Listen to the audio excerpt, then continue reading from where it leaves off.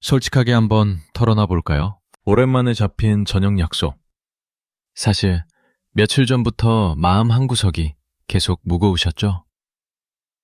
나가기 귀찮아 죽겠는데 마침 약속 당일 오후에 친구한테 연락이 옵니다. 야, 정말 미안한데 오늘 약속 다음으로 미뤄야겠다. 갑자기 회사에 급한 일이 생겨서 못 갈 것 같아. 그 메시지를 확인한 순간 여러분 표정 어떠세요? 답장으로는 세상 아쉬운 척. 아, 진짜? 어쩔 수 없지. 너무 아쉽다. 일 잘 마무리해. 라고 보내지만 입가에는 주체할 수 없는 미소가 번지고 속으로는 쾌재를 부르며 입고 있던 외출복을 벗어던지고 다시 잠옷으로 갈아입지 않나요?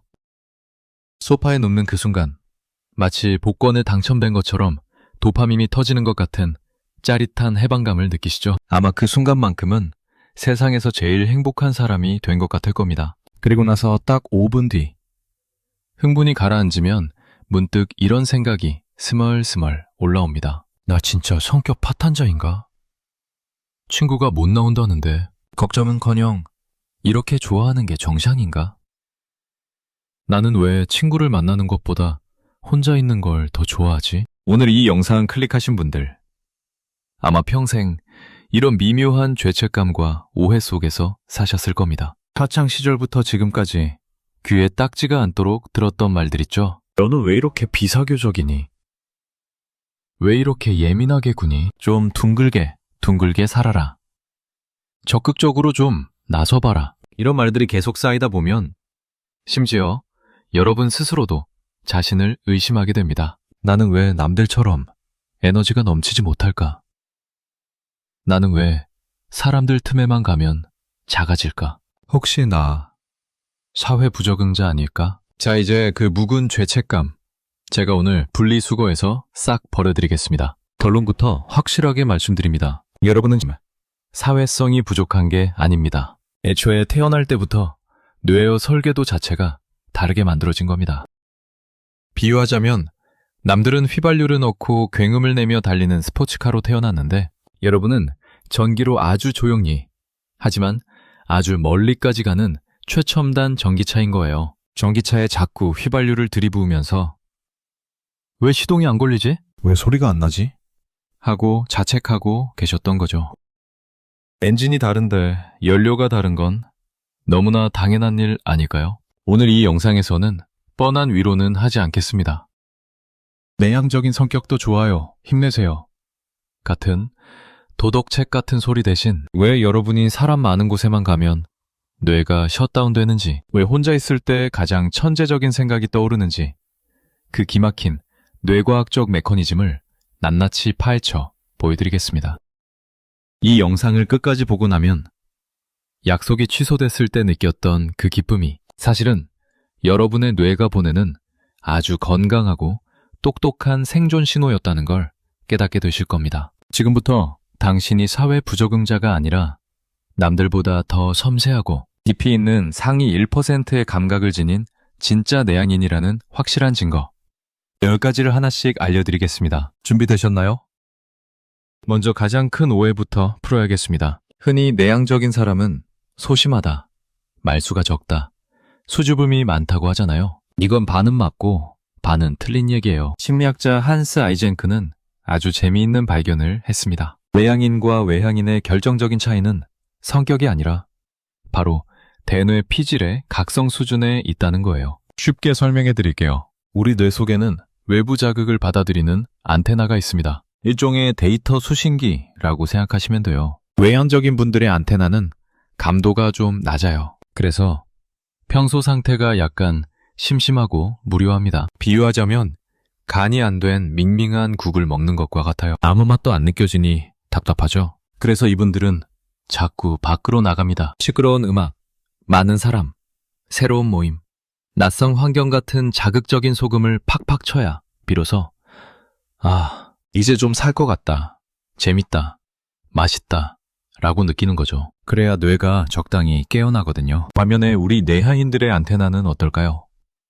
성능이 너무 좋습니다. 감도가 엄청나게 예민하게 세팅되어 있어요. 가만히 있어도, 조용한 방에 혼자 있어도 뇌가 이미 활발하게 깨어있는 상태입니다. 이미 간이 딱 맞는 아주 맛있는 국을 먹고 있는 상태인 거죠. 그런데 거기에 사람들이 와글와글한 모임이나 시끄러운 소음, 쏟아지는 대화라는 소금을 더 부으면 어떻게 될까요? 안테나가 과부하가 걸립니다. 국이 너무 짜서 먹을 수가 없게 되죠. 뇌가 비명을 지르는 겁니다. 그만, 너무 짜. 정보가 너무 많아. 제발 멈춰. 이때 우리는 본능적으로 문을 닫고 커튼을 치고 이불 속으로 들어가 혼자가 되고 싶어집니다. 이건 여러분의 성격이 까칠해서가 아닙니다. 과열된 뇌의 엔진을 식히고 짜디짠 자극을 씻어내기 위한 아주 지극히 정상적이고 필수적인 생존 본능이에요. 그러니까 친구들을 만나고 2시간 만에 기가 빨려서 집에 가고 싶었던 건 여러분의 체력이 약해서가 아니라 여러분의 뇌가 그 시간 동안 상대방의 표정, 말투, 주변 소음까지 처리하느라 남들보다 2배, 3배 더 많은 에너지를 썼기 때문입니다. 오히려 칭찬해 주셔야 해요. 와, 내 뇌가 오늘도 엄청나게 고성능으로 열일했구나 하고요. 그렇다면 내가 진짜 뇌과학적으로 찐 내향인인지 아닌지 구체적인 10가지 신호들을 하나씩 짚어보면서 재해석해 드릴게요. 방금 말씀드린 그 예민한 안테나 이론을 대입하면 그동안 이해 안 되던 내 모습이 퍼즐처럼 맞춰질 겁니다. 첫 번째 증거입니다. 배터리가 광속으로 방전됩니다. 앞서 말했듯 외향인은 사람을 만나면 에너지가 충전됩니다. 마치 태양광 패널 같아요. 밖에 나가서 햇빛을 쬐어야 충전이 되고 활력이 돕니다. 하지만 내향인은 충전식 배터리예요. 스마트폰 배터리라고 생각해 보세요. 충전기를 꽂으려면 콘센트가 있는 조용한 곳에 가야 하죠. 독서나 산책, 멍 때리기, 샤워하기 같은 혼자 있는 시간이 바로 그 충전기입니다. 사람을 만나는 건 충전된 에너지를 쓰는 행위예요. 아무리 좋아하는 친구라도, 사랑하는 연인이라도 만나는 순간부터 배터리는 닳기 시작합니다. 그러니 밥 먹다가 갑자기 멍해지고 말이 없어지는 건 여러분이 그 사람을 싫어해서가 아니라 배터리 잔량이 15% 이하로 떨어져서 내가 스스로 절전 모드에 들어간 겁니다. 화면 밝기를 낮추고 불필요한 앱을 끄는 거죠. 이럴 땐 죄책감 갖지 마세요. 그냥 내가 지금 충전할 때가 됐구나 라고 인식하면 됩니다. 두 번째 증거입니다. 재미의 기준이 완전히 다릅니다. 어떤 분들은 내향인을 보고 너는 무슨 재미로 사냐? 인생이 너무 지루해 보인다. 맨날 집에만 있고 답답하지 않냐? 라고 말합니다. 심지어 어떤 영상에서는 내향인은 긍정적 감정에 둔감하다. 기쁨을 잘 못 느낀다. 라고 표현하기도 하는데요. 이건 정말 큰 오해입니다. 우리가 재미를 못 느끼는 게 아닙니다. 우리가 추구하는 행복의 호르몬 종류가 다른 거예요. 외향인은 도파민이 팡팡 터지는 강력한 흥분을 행복이라고 느낍니다. 시끄러운 클럽, 북적거리는 파티, 스릴 넘치는 롤러코스터 같은 자극이 필요하죠. 하지만 내향인은 아세틸콜린이라는 신경 전달 물질이 나올 때 깊은 행복을 느낍니다. 이건 언제 나오냐고요? 조용한 카페 구석에서 좋아하는 책을 읽을 때, 마음 맞는 사람과 깊이 있는 대화를 나눌 때, 혼자 산책하며 사색에 잠길 때 나옵니다. 우리는 겉으로 드러나는 흥분보다는 내면의 평온함과 깊은 몰입에서 쾌감을 느끼는 사람들이에요. 남들이 보기엔 지루해 보여도 우리 머릿속에서는 아주 황홀하고 화려한 불꽃놀이가 터지고 있는 중인 거죠. 세 번째 증거입니다. 다수보다는 1대1 대화를 고집합니다. 여러 명이 모인 회식 자리나 파티에서는 기가 빨려서 꿀먹은 벙어리처럼 있다가 단둘이 남거나 소수만 남았을 때 갑자기 말문이 트이는 분들 계시죠? 이것도 에너지 효율 때문입니다. 다대다 대화는 정보량이 너무 많습니다. 저 사람 표정 읽어야지. 이 사람 말 들어야지. 타이밍 맞춰서 웃어줘야지. 리액션 해야지. 뇌가 실시간으로 처리해야 할 데이터가 폭주합니다. 하지만 1대1은 깊이 들어갈 수 있잖아요. 외향인은 날씨 얘기나 연예인 얘기 같은 겉핥기식 잡담을 정말 힘들어합니다. 의미 없다고 느끼거든요. 대신 요즘 진짜 힘든 게 뭐야? 네 인생의 목표는 뭐야? 우주란 무엇일까? 같은 본질적인 대화를 사랑하죠. 이건 사회성이 없는 게 아니라 얕고 넓은 관계보다는 깊고 진한 관계의 밀도를 중요하게 생각하는 아주 멋진 능력입니다. 네 번째 증거입니다. 생각이 꼬리에 꼬리를 묻니다. 점심 메뉴 하나 고르는 것부터 큰 결정을 내리는 것까지 머릿속으로 시뮬레이션을 수십 번 돌립니다. 이 말을 하면 제가 기분 나빠할까? 이걸 찾다가 후회하면 어쩌지? 저쪽 길로 가면 더 막히지 않을까? 이걸 보고 우유부단하다고 비난하거나 스스로를 너무 비관적이고 걱정이 많다고 생각하는 분들이 많은데요. 사실 이건 뇌의 정보 처리 경로가 남들보다 길어서 그렇습니다. 내향인의 뇌는 정보를 받아들이면 곧바로 반응하지 않고 장기 기억 저장소와 계획을 담당하는 전두엽까지 아주 긴 여행을 시킵니다. 과거의 모든 경험 데이터와 현재의 정보를 꼼꼼하게 대조해 보는 거예요. 그래서 반응 속도는 좀 느릴 수 있어요. 하지만 그만큼 실수가 적고 한 번 내린 결정은 아주 깊은 통찰력이 담겨 있는 경우가 많습니다. 여러분은 느린 게 아니라 신중하고 깊은 겁니다. 5번째 증거입니다. 팀플보다는 독풀을 선호합니다. 회사나 학교에서 자, 다 같이 모여서 아이디어 회의 해봅시다. 으쌰으쌰 해봅시다. 하면 갑자기 가슴이 답답해지고 머릿속이 하얘지시죠? 외향인은 협동심이 없어서가 아닙니다. 외향인의 뇌는 혼자 있는 몰입 상태일 때 최고 효율을 내는데 그룹 작업은 이 몰입을 계속 깨트리기 때문입니다. 옆에서 누가 말 시키고 전화 오고 메신저 알람 울리고 이런 멀티태스킹 환경은 내향인에게 생산성 지옥이나 마찬가지예요. 집중 좀 하려고 하면 방해받으니까요. 여러분이 혼자 일하고 싶어 하는 건 이기적인 게 아니라 내가 가장 잘할 수 있는 환경, 최고의 성과를 낼 수 있는 조건을 본능적으로 알고 있기 때문입니다. 6번째 증거입니다. 당신을 아는 사람이 별로 없습니다. 주변 사람들이 여러분을 보고 쟤는 무슨 생각하는지 도통 모르겠어. 비밀이 너무 많아. 벽이 느껴져. 라고 하지 않나요? 심지어 10년 지기 친구도 내 속마음을 다 모르는 경우가 많죠. 이건 여러분이 사람을 믿지 못해서가 아닙니다. 외향인은 완성되지 않은 설익은 생각을 입 밖으로 꺼내는 걸 극도로 꺼립니다. 머릿속에서 논리가 완벽하게 정리가 되고 확신이 선 후에야 비로소 공유 버튼을 누르거든요. 그래서 말수는 적지만 한마디를 해도 뼈가 있고 무게감이 있는 겁니다. 아무 말이나 뱉지 않는 그 신중함. 이걸 신비주의라고 멋지게 포장하셔도 좋습니다. 7번째 증거입니다. 전화보다 문자가 편합니다. 갑자기 벨소리가 울리면 심장이 덜컥하시죠? 모르는 번호면 아예 안 받기도 하고요. 전화는 실시간 대응을 요구하잖아요. 생각할 시간을 안 주고 즉답을 원하니까 뇌가 당황합니다. 반면에 문자는 어떤가요? 내가 답장을 쓰기 전에 충분히 생각하고 썼다 지웠다 편집할 수 있죠. 정보 처리의 완벽성을 추구하는 여러분에게 문자는 뇌가 가장 편안해하는 최고의 소통 도구입니다. 8번째 증거입니다. 쉽게 과잉 자극 상태로 별 수 있습니다. 이게 진짜 핵심인데 내향인은 소리, 빛, 냄새 같은 물리적인 감각 정보에도 예민합니다. 백화점이나 쇼핑몰에 30분만 있어도 멀미가 나거나 칸막이 없는 오픈형 사무실에서 일하면 퇴근하고 나서 기절하듯 잠드는 이유가 바로 이겁니다. 남들은 그냥 지나치는 미세한 에어컨 소리, 옆 사람의 타자 소리, 형광등의 깜빡임이 여러분 뇌에는 마치 천둥 소리처럼, 설치라이트처럼 크게 증폭되어 입력되고 있는 거예요. 왜 이렇게 유난이야?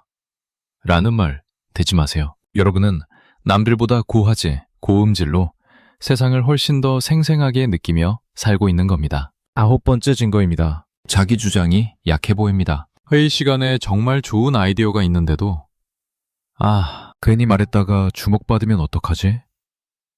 반대 의견 나오면 피곤한데 하고 삼키신 적 있죠? 외향인은 갈등 상황에서 발생하는 부정적 감정을 남들보다 더 크게, 더 오래 느낍니다. 싸우느니 차라리 내가 좀 손해보고 마는 게 마음 편한 거죠. 이건 소심함이 아니라 평화주의자 기질이자 높은 공감 능력의 부작용입니다. 내가 강하게 말했을 때 남의 기분이 상할까봐 그 감정까지 미리 느껴버려서 너무 배려하다 보니 내 목소리를 줄이는 거죠. 마지막 10번째 증거입니다. 기관적이라는 소리를 듣습니다. 친구들이 야 그냥 질러 무조건 잘 될 거야 가보자고 라고 흥분할 때 혼자서 냉정하게 근데 만약에 안 되면 어떡해? 예산은 충분해? 시간은? 하면서 찬물을 끼얹는 역할을 맡고 계신가요? 이걸 비관적이라고 생각하지 마세요. 여러분은 브레이크가 고장난 스포츠카처럼 앞만 보고 달리는 외향인 친구들을 구해주는 소중한 안전장치입니다. 여러분이 최악의 상황을 미리 시뮬레이션해주고 꼼꼼하게 따져주기 때문에 팀이 큰 사고를 막을 수 있는 겁니다. 여러분은 비관론자가 아니라 아주 훌륭한 리스크 매니저인 셈이죠. 자, 이렇게 10가지 증거를 다 짚어봤습니다. 어떠세요? 그동안 나는 왜 이럴까? 나는 왜 이렇게 예민할까? 싶었던 그 모든 행동들이 사실은 에너지 보존, 깊은 사고, 위험 회피라는 뇌의 고도로 발달된 생존 전략이었다는 게 보이시나요? 그럼 이제 어떻게 살아야 할까요?